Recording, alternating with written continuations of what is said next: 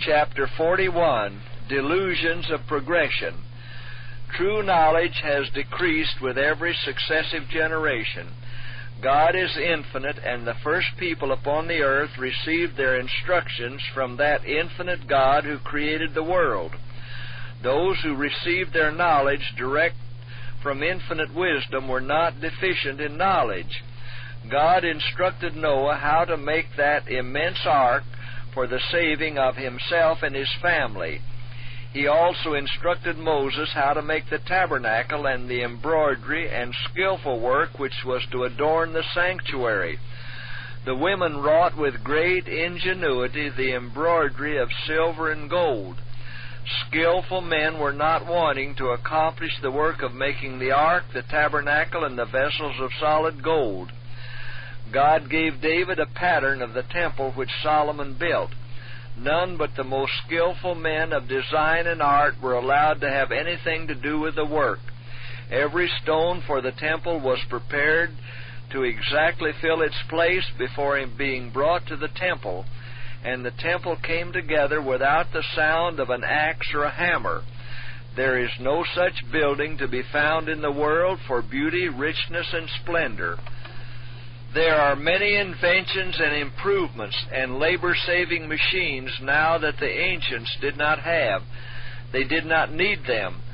The land has felt the curse more and more heavily.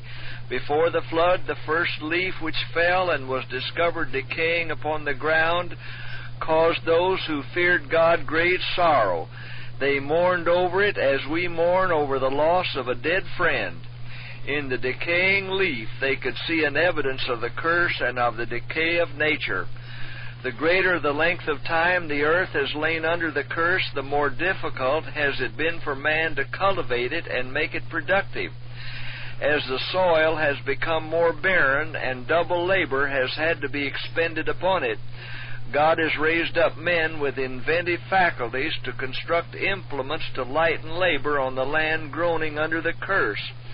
But God has not been in all man's inventions. Satan has controlled the minds of men to a great extent and has hurried men to new inventions which has led them to forget God. In strength of intellect, men who now live can bear no comparison to the ancients. There has been more ancient arts lost than the present generation now possess. For skill and art, those living in this degenerate age will not compare with the knowledge possessed by strong men who lived nearly 1,000 years. Men before the flood lived many hundreds of years, and when 100 years old were considered but youths. Those long-lived men had sound minds and sound bodies. Their mental and physical strength was so great that the present feeble generation can bear no comparison to them. Those ancients had nearly 1,000 years in which to acquire knowledge. They came upon the stage of action from the ages of 60 to 100 years, about the time those who now live the longest have acted their part in their little short lifetime and have passed off the stage.